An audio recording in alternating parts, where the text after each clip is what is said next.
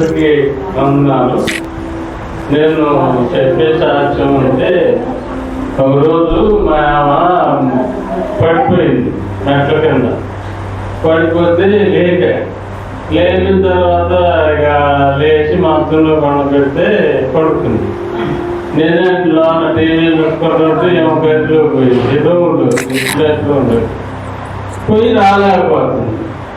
రాలేకపోతే పిలుస్తున్నట్టుంది. నాకు టీవీ చదువులో ఇందులో నాగమ్మ అటు నుంచి వస్తుంటే అమ్మాయి దాంట్లో నుంచి రావట్లేదు పడిపోయిందని పిలిచింది. సర్లే అని బయటకు వచ్చి చేసుకొని ఆవిడ చాలా పొద్దుపోయింది. దగ్గర 4-5 అయిన తర్వాత ఏం నడలేకపోతుంది. అసలు ఏం చేయాలా ఈ టయానా అని చెప్పి అనుకొని అప్పుడు మా బాలేశ్వరుడి దగ్గర నరసింహరాముడు వాళ్ళందరూ పిలిచారు. పిలిచిన తర్వాత ఏం చేద్దాం, పడిపోయింది, అసలు ఏదో దెబ్బ తగిలిన చోట్లో కదలేకపోతుంది అని చెప్పి అన్న తర్వాత అప్పుడు మళ్ళీ ఎట్లా ఏం చేద్దామని ఆ రోడ్డు దగ్గరికి పోదాం, ఆయన ఉన్నట్టుగా కాసారం రాత్రికి పోదాము, ఆయన తొలగితే సైడ్ చేస్తారని కాసారం రాత్రికి పోయింది. కొద్ది గోకింది కూడా చీకటి పడుతుంది. ఆడిపోయిన తర్వాత ఆయన చూశాడు. చూసిన తర్వాత ఎందుకైనా మంచిది ఎత్తర తీపియండి అన్నాడు. అప్పుడు మళ్ళీ ఆరేత్రి మళ్ళీ పోయి ఆ గోడకు పోయి ఎత్తర తీసుకొని వస్తే చూసిండు. చూసిన తర్వాత చిట్లింది అయింది. సరే మీ ఇష్టం, మరి ఆపరేషన్ చేసి ఖమ్మం పోవాలి, ఖమ్మం పోతే ఆపరేషన్ జరుగుద్ది, ఆపరేషన్ చేస్తారు, మరి ఇక్కడ ఏం తెలియదు, మరి వాళ్ళు ఏం చెప్పేది మీరు తెలుసుకొని మరి నాకు చెప్తున్నాను. సరేలే అనుకొని ఇంటికి వచ్చిన తర్వాత బాగా పొద్దుపోయింది, వర్షం వస్తుంది, బాగా రేత్రి దగ్గర 12 దాకా కావచ్చు. ఏం చేయాలా, ఎట్లా పోవాలా, ఏం చేయాలని చెప్పి దేవుని మనసులో పెట్టుకొని ఆయనకి చెప్పుకుంటుంది. అప్పుడు నార్కెట్కి వెళ్ళిపోదాంలే, ఏది అక్కడ ఉంది హాస్పిటల్, కామినీ హాస్పిటల్ కాడికి పోదాం, మాదైతే సూత్రాన్ని నాకు ఆలోచన వచ్చింది. ఆ అర్ధరేత్రి కాడిని అందులో ఒక ఆర్దర్శి నాకు బాగా తెలుసు. అందులో ఆయన పెద్ద ఆయన తెలుసు కాబట్టి ఆయన హాస్పిటల్ లేడీస్కి వెళ్ళిపోయాడు.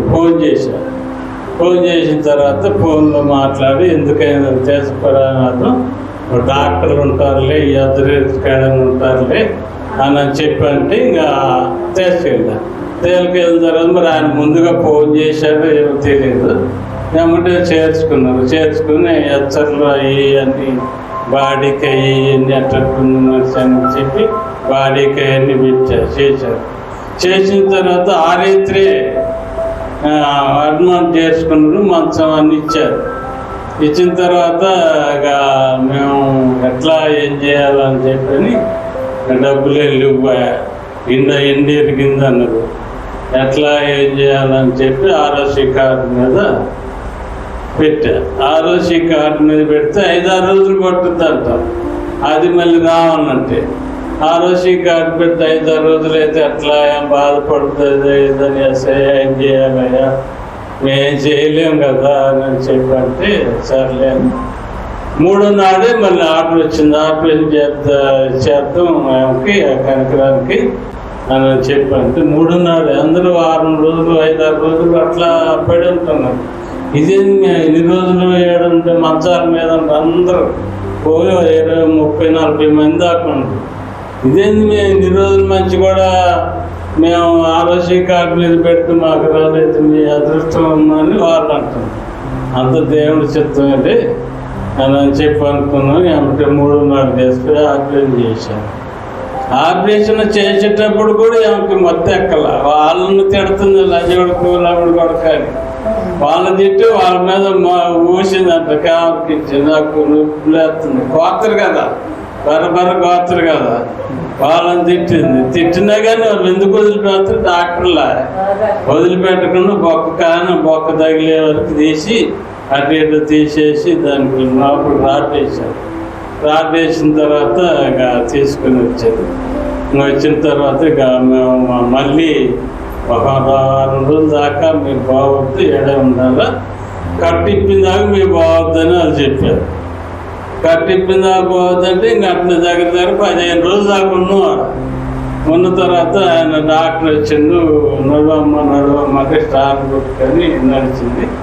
ఇంతకుముందు ఏమన్నా అక్కడిగా నడుస్తుందా అంటే నడుస్తుందండి, కొంచెం అక్కడనే వందులేమో అదని నిల్చింది అంటే ఏం కాదు కానీ ఆ కుట్లు ఇప్పి మళ్ళీ ఇక ఫోన్లే మీరు అని చెప్పి మళ్ళీ 15 రోజుల తర్వాత ఇంటికి పంపించారు. ఇంటికి వచ్చిన తర్వాత ఇంటికి అన్నీ అవును. ఈ సాక్ష్యం దేవుడు సహాయం చేసింది. ఇదంతా మా ద్వారాగా అయితే అసలు కానే కాదు. ఆ దేవుడు ద్వారాగా ఈ పనులన్నీ జరిగినాయని మేము ప్రార్థించుకొని నమ్ముకొని మేము దేవుణ్ణి ఎప్పుడు దేవుళ్ళో ఉంటున్నాము. రేపు ఒకరు కూడా దేవుళ్ళలోనే ఉండి దేవుడికి ప్రార్థించుకుంటున్నాం. మీ అందరికీ ఈ సాక్ష్యం మీరు విన్నందుకు వందనాలు, స్తోత్రాలు.